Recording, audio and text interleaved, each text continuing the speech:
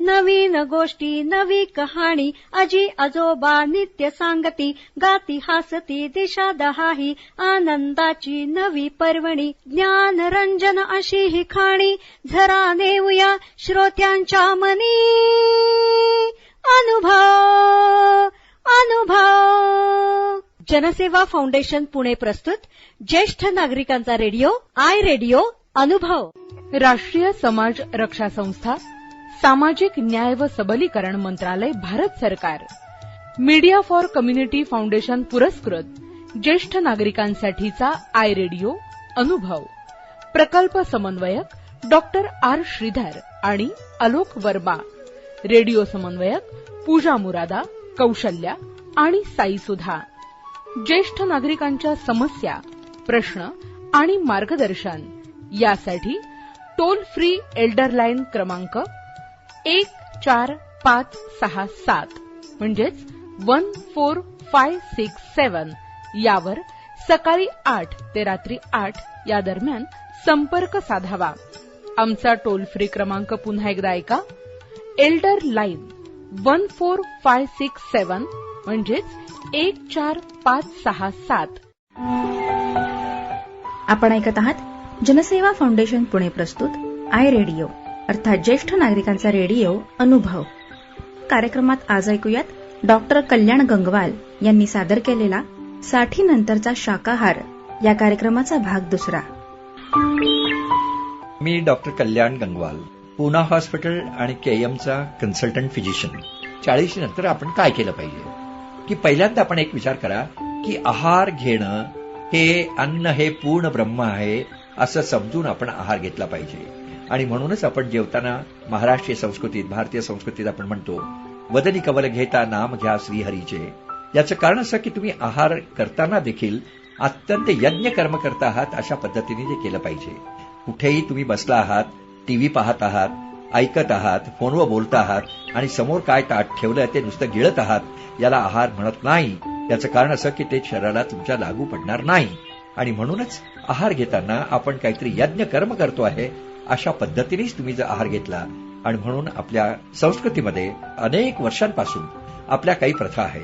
उदाहरणार्थ आपण आहार करताना, जेवण घेताना कपडे बदलले पाहिजे. सोहळ्यात बसून आहार घेण्याची पद्धत देखील आपल्या समाजात होती. इव्हन आहार घेताना पायात बूट असू नये, चपला असू नये, आपण हातपाय स्वच्छ धुवावेत. हे देखील करोनाच्या काळात हे नियम किती महत्वाचे आहेत. सांगायची गोष्ट अशी की ह्या ज्या पुराणातल्या गोष्टी ही पुराणातली वांगी नाही, हे विज्ञान होतं आणि ते विज्ञान आपण परत एकदा जागृत करणं गरजेचं आहे. म्हणून आहाराला बसताना हातपाय धुवून बसावं, वातावरण स्वच्छ ठेवावं आणि वातावरण आनंदी ठेवलं तर तुम्ही जो आहार घेता तो चांगला पचतो. हे आता विज्ञानानं देखील मान्य केलं आहे. आपल्याला माहिती असेल की आपण जुन्या काळात, अर्थात आपण ते पिक्चर पाहिले असतील देखील, की सत्यजित रेचे एक मोठा बेंगॉली चित्रपट निर्माता होता. त्याने अत्यंत सुंदर सुंदर पिक्चर समाजाला दिले, भारतीय संस्कृतीची ओळख दिली. आणि त्यात देखील एखादी मुलगी एखाद्या मुलाच्या जर प्रेमात पडत असेल तर ती मुलगी त्याला पहिल्यांदा घरी जेवायला बोलवायची आणि मग तो जेवताना त्याच्या ताटाबरोबर रांगोळी काढायची, बाजूला अगरबत्ती लावायची आणि त्याला प्रेमानं आपण स्वतः केलेला अन्न भरवायची. आणि अशा प्रकारे त्यांच्या प्रेमाची वृद्धी होत होती आणि अशा प्रकारे त्यांची दोघांची मनं एकमेकाशी संलग्न होत होती. म्हणूनच असं म्हटलं जातं की माणसाच्या हृदयात स्थान निर्माण करण्याचा मार्ग त्याच्या पोटातून जात असतो. याचा अर्थ असा की आपण त्याच्या आहाराची जर काळजी घेतली तर बाकीच्या प्रेमसंबंध देखील चांगले होऊ शकतात. हे आज विज्ञान देखील मान्य करतं. आणि आमचं विज्ञान तर असं म्हणतं की नुसतं आहार म्हणजे प्रोटीन, कार्बोहायड्रेट, प्रथिनं, फॅट, व्हिटॅमिन्स नाही. याच्या पलीकडे कोण आहार तयार करतंय, आपला आहार कुणी तयार केलाय, किती प्रेमाने तयार केलाय, याला देखील अनन्य महत्व आमच्या समाजात आज दिलेलं आहे. म्हणून आईच्या हातची भाजी पोळी देखील ही न्यूट्रिशन व्हॅल्यू त्याची ही इतर अन्न फास्ट फूडपेक्षा अनेक पटीने जास्त असते. आणि म्हणूनच वृद्धांना तर मी सांगेन की बाहेरचं अन्न शक्यतो टाळा. आपली महाराष्ट्रीयन थाळी देखील हा चौरस आहार आहे. तुमच्या ताटामध्ये गव्हाची पोळी असते, त्यात प्रोटीन असतं, त्यात तुमचा भात असतो, त्यात कार्बोहायड्रेट असतं. तुम्ही वरण घेता, त्याच्यामार्फत तुम्हाला प्रोटीन मिळतात. तुम्ही चटणी घेता, भाजी खाता, त्यात तुम्हाला मिनरल्स आणि व्हिटॅमिन्स मिळतात. त्यात तुम्ही दही आणि ताक घेता. हे दूध हे पूर्ण अन्न मानलं गेलं आहे आणि ताक आणि दही जेवणाचं घेतलं तर तुम्हाला सगळं काही मिळतं. याचा अर्थ असा, आणि त्यात आपण तुपाची एक थोडीशी धार घेतो, त्याच्यातून तुम्हाला स्निग्ध पदार्थ मिळतात. म्हणजे तुम्हाला प्रोटीन, कार्बोहायड्रेट, स्निग्ध पदार्थ, विटामिन्स, मिनरल्स सगळं काही या चौरस आहारातून मिळत असतं. टीव्हीवरच्या जाहिराती आपण पाहतो, संडे हो या मंडे रोज खावा अंड. हे ऐकून ऐकून आम्हाला वाटायला लागतं की अंडी खाल्लं पाहिजे. अंडी खाणं देखील आरोग्याच्या दृष्टीने घातक आहे, हा जगातले शास्त्रज्ञ सांगतायत. आणि परदेशी लोक आता अंडी खाणं बंद करून टाकलं आहे.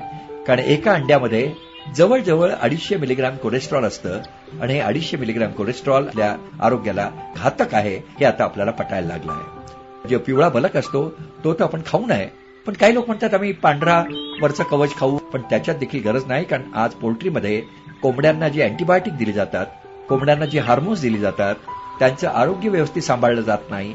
त्याच्यामार्फत आज टायफॉइड सारख्या साथी आज समाजात निर्माण होत आहेत. कारण हे देखील खाणं अत्यंत आरोग्याला घातक आहे.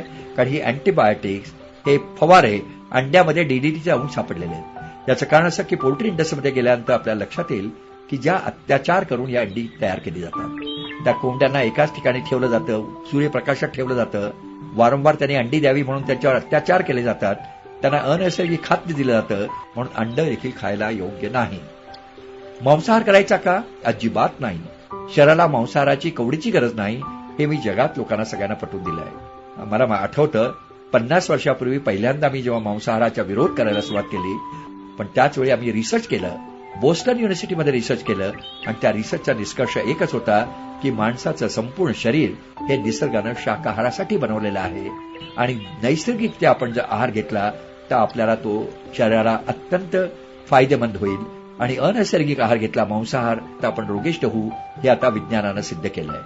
आज आपण कोणत्याही कॉन्फरन्समध्ये जा, हृदयरोगाची कॉन्फरन्स असो, कॅन्सरची कॉन्फरन्स असो, या जिडियाट्रिक कॉन्फरन्स असो, वृद्ध लोकांची कॉन्फरन्स असो, सातत्यानं सांगितलं जात आहे की तुम्ही शाकाहारी व्हा. कारण हृदयरोगाचं, कॅन्सरचं, डिजनरेटिव्ह डिझॉर्डरचं सगळ्यात मुख्य एक कारण आहे मांसाहार. आणि म्हणूनच आपण 40 नंतर मांसाहाराचा त्याग करा. तुम्ही तरुणपणी जरी मांसाहार करत असला तरी 40 नंतर अत्यंत अत्यंत काळजीपूर्वक आपला आहार घ्या आणि मांसाहाराचा पूर्णपणे त्याग करा, असं आवाहन मी आपल्याला करेन, असं आवाहन मी करेन. आणि म्हणूनच उत्तम आरोग्य टिकवायचं असेल तर आपण सदाचारी, शाकाहारी आणि व्यसनमुक्त राहिलं पाहिजे, असं मी आपल्याला सांगू इच्छितो. आजच्या या कार्यक्रमाच्या निमित्तानं आपली भेट झाली, मी आपल्याला वंदन करतो. आणि पुढे आपण वारंवार भेटूया, वेगवेगळ्या विषयावर चर्चा करूया. तोपर्यंत इथेच आपल्याला सगळ्यांना नमस्कार. आत्ताच आपण डॉक्टर कल्याण गंगवाल यांनी सादर केलेला 60 नंतरचा शाकाहार या कार्यक्रमाचा भाग दुसरा ऐकलात. अशाच माहितीपूर्ण कार्यक्रमांसाठी ऐकत रहा जनसेवा फाउंडेशन पुणे प्रस्तुत आय रेडिओ, अर्थात ज्येष्ठ नागरिकांचा रेडिओ अनुभव आय रेडिओ. राष्ट्रीय समाज रक्षा संस्था, सामाजिक न्याय व सबलीकरण मंत्रालय, भारत सरकार, मीडिया फॉर कम्युनिटी फाउंडेशन पुरस्कृत ज्येष्ठ नागरिकांसाठीचा आय रेडिओ अनुभव, प्रकल्प समन्वयक डॉक्टर आर श्रीधर आणि अलोक वर्मा, रेडिओ समन्वयक पूजा मुरादा, कौशल्या आणि साई सुधा. ज्येष्ठ नागरिकांच्या समस्या, प्रश्न आणि मार्गदर्शन यासाठी टोल फ्री एल्डर लाईन क्रमांक 14567 म्हणजेच 14567 यावर सकाळी 8 ते रात्री 8 या दरम्यान संपर्क साधावा. आमचा टोल फ्री क्रमांक पुन्हा एकदा ऐका, एल्डर लाईन 14567 म्हणजेच 14567.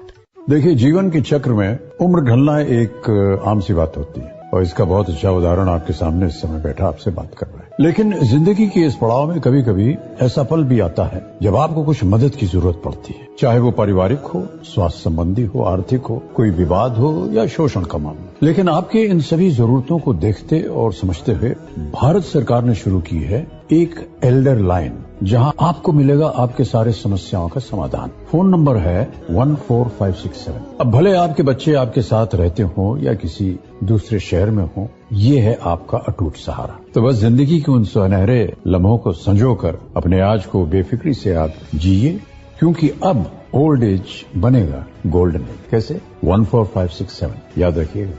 नवीन गोष्टी नवी कहाणी आजी आजोबा नित्य सांगती गाती हासती दिशा दहाही आनंदाची नवी पर्वणी ज्ञान रंजन अशी ही खाणी झरा नेऊया श्रोत्यांच्या मनी अनुभव अनुभव. जनसेवा फाउंडेशन पुणे प्रस्तुत ज्येष्ठ नागरिकांचा रेडिओ आय रेडिओ अनुभव.